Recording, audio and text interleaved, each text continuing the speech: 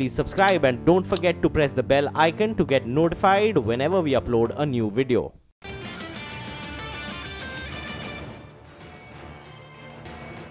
Welcome back. You're watching Power Breakfast on CNBC TV18. Well, a quick check on the Asian markets. We have green on the screen. The Nikkei and the Kospi both have opened up well in the green. The Nikkei is up more than 1.5%. The Kospi is up more than 0.5%. And the other couple of markets as well, the Straits and the Taiwanese index, both of them have green on the screen. So it's looking quite good. The SGX Nifty as well is indicating today that after the big rally we saw yesterday, maybe another 30-point gap up is what we could brace ourselves for. But back home on the Lal Street, well, the bulls, they made a powerful comeback in trade as indices rallied more than 1% in trade yesterday. Among the broader markets, the mid-caps rallied about 250 points. The banks rallied over 2.5% in yesterday's trading session. But Rima joins in early this morning to tell us how trade set up. Hey Rima, good morning. Hey Nigel, good morning to you and Surbhi. Yes, the bulls will look to consolidate the gains that they made and claw back some of the recent losses that the markets have seen. So the cues are upbeat, whether you look at the global cues or the Indian cues. So on the global front, as you guys have been pointing out, the Dow saw a massive rally, 650-point gain. There are hopes that the trade tensions are going to ease. That's because Financial Times has reported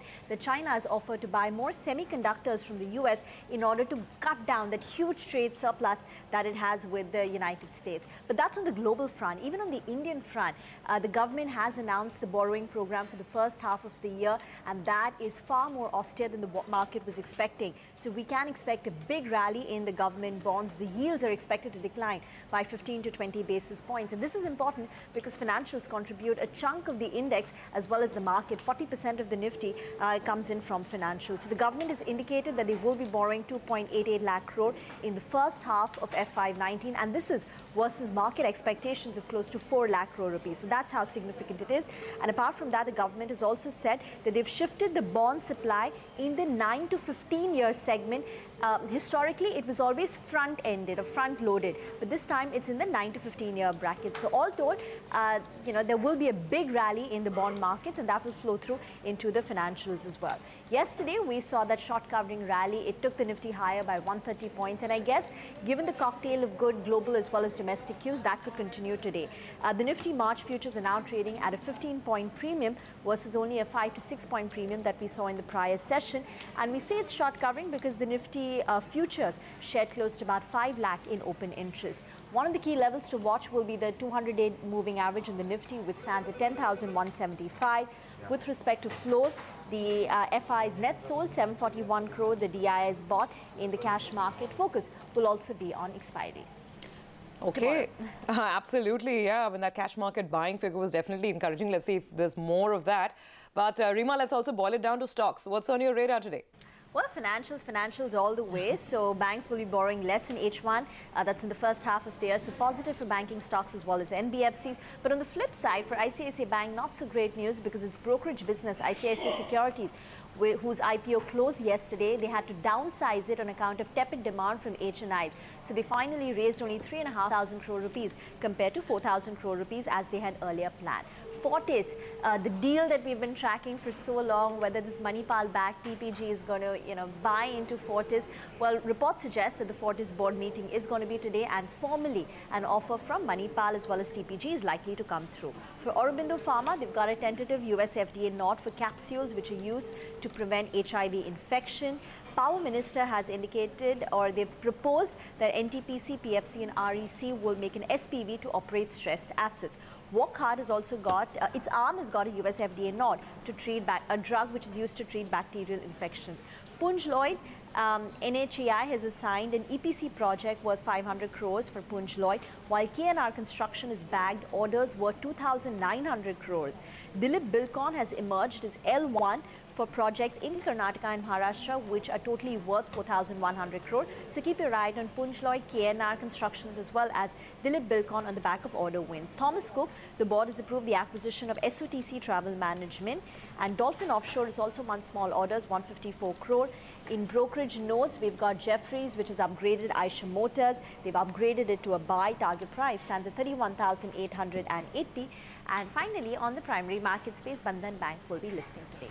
So it's a lot of green out there, and global cues have been very, very positive. That's what we've been telling you. And the added bonanza really came in from the government last evening. The government has announced quite a surprise for the money markets. Economic Affairs Secretary has released the centre's borrowing plan for the new financial year, FY19. Now, the amount that the government is going to borrow is actually quite less than what it borrowed even in FY18, and the centre says it's quite confident of sticking to the 3.3% fiscal deficit target for the year as well.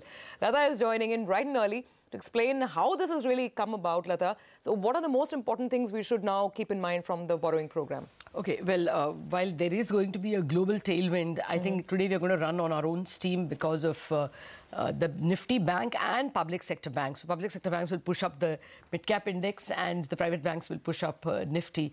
It's going to be an all-out rally, and that's largely because of what the borrowing program does to the bond market. The expectation was, last year they did 3.72 lakh crore of borrowing in the first 6 months. And that was 64% of the total borrowing.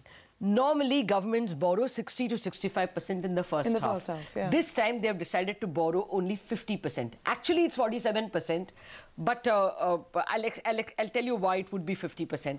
Now, 47% of the total borrowing program comes to 2.8 lakh crore. So, whereas the previous 6 months, we did 3.72 lakh crore of government borrowing, this time it's 2.8 lakh crore. That gives you an idea. 30% fewer bonds will be floating in the market for buyers. One reason also why the borrowing program is lower, because the government is expecting more small savings, and small savings normally are used, the NSC, Indra Vikas Patrika, they're all used also to fund a deficit. So that also took away 25,000 crore, and then there is a buyback which they will not do. That takes away 25,000 crore, reducing the overall borrowing program by 50,000 crore. Plus, in the first half, against the usual 65%, we are only going to borrow 50%, 2.8 lakh crore.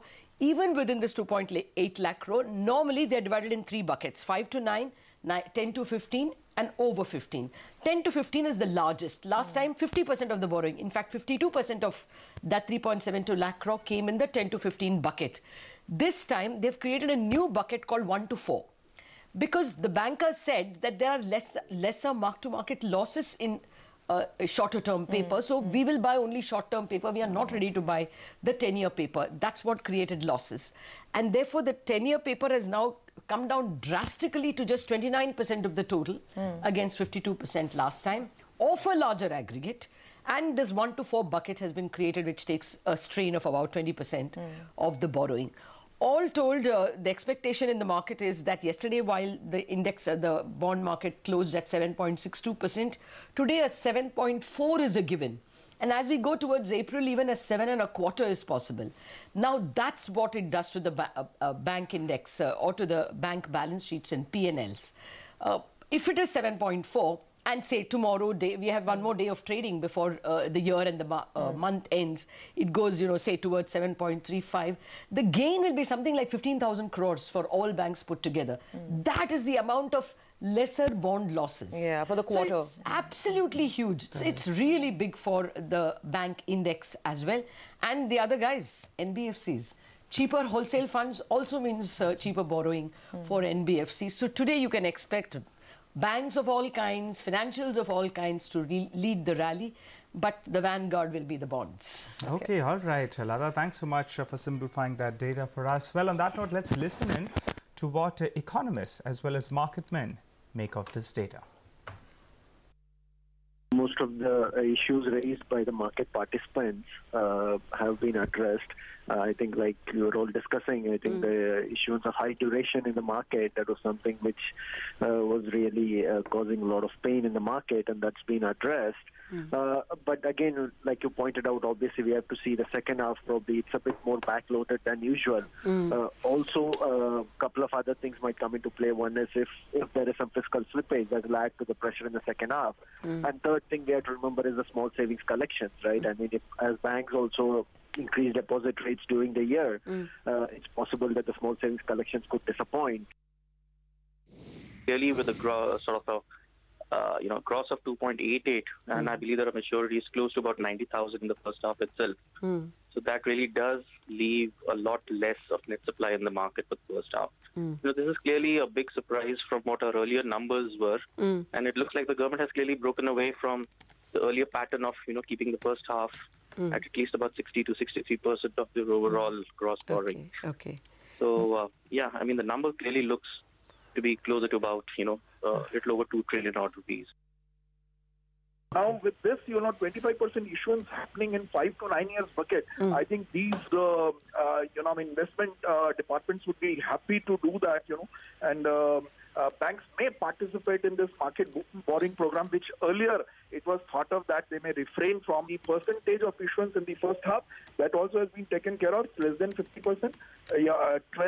24 issues of 12,000 crores each. I mean, quite reasonable number, despite having higher redemptions in the first half. That's to be seen, So that for that, I think they are using CMBs and all that, and that would be cheaper for government to do it first time. To cut the cost, to cut the interest cost, they have done a wonderful thing.